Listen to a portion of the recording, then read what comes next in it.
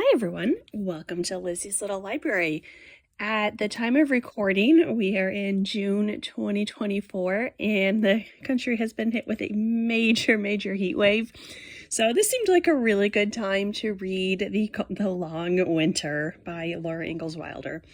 This is the sixth book in the Little House series. It was published in 1940 and was one of 4 honor books that year. The winner was Call It Courage, which was a sailing and island story. Our story opens on a hot summer day. Laura is nearly 14 and wants to help Pa cut the grass. They're living in the Dakotas on land without any shade. Pa agrees, and after some trial and error, they form a good partnership. One day, they see a muskrat house, and Pa says, based on the thickness of its walls, it's going to be a cold winter. One day, part of his cutting tool breaks, and Pa sends Laura into town to buy a replacement. She takes her sister Carrie, who is now 10.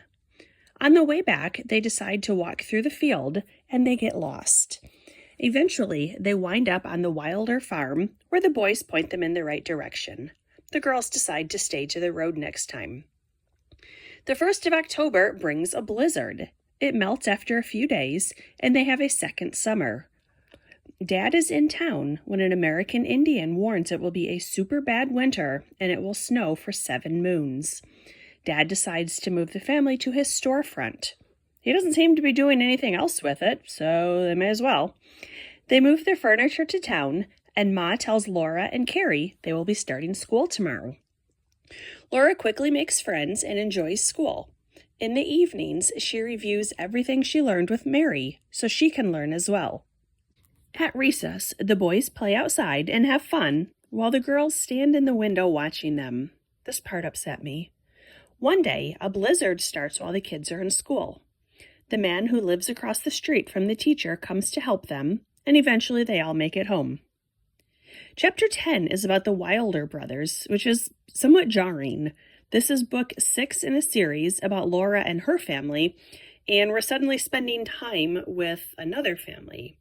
It would have made a lot more sense if Dad had visited them and was retelling their story to his family. Anyway, they talk about the blizzard and what they'll plant in the spring. It keeps snowing on and off. The train can't come through, so everyone is low on kerosene, meat, everything. School is closed until a shipment of coal arrives. Almanzo Wilder is super concerned with his seed wheat. He hides it behind a wall so his brother cannot sell it. It's been mentioned several times and makes me think he'll eventually give it to the neighbors. Christmas arrives. A train should have arrived that day, but there's another blizzard. The Ingalls are out of kerosene, coal, and wood. They're burning hay for warmth and for cooking. Pa learns the trains are not coming again until spring. Ma bemoans that it's only early January. It snows again. Eventually, the family runs out of wheat. Dad goes to the Wilder store and helps himself to a bucket of wheat. He says he will pay, which Almanzo refuses, but this seems like stealing. He didn't even ask. He just started filling his bucket, and that's not good manners, Dad. Almanzo decides he cannot let the townspeople starve, but he doesn't offer up his own wheat.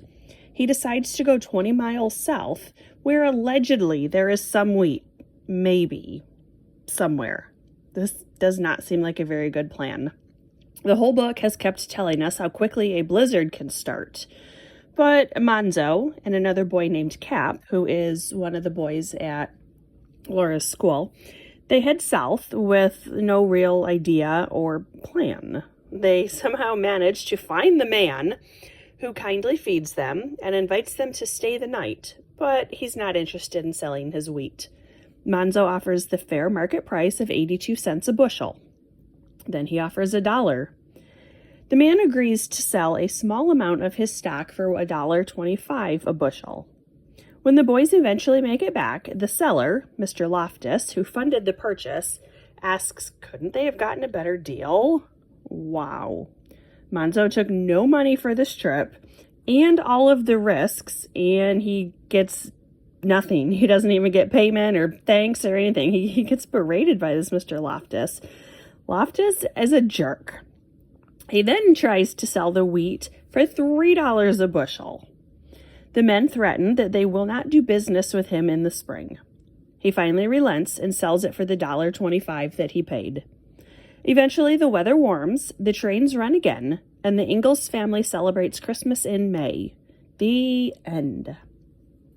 This book was one of the longer ones in the series, and I thought it could have been shorter.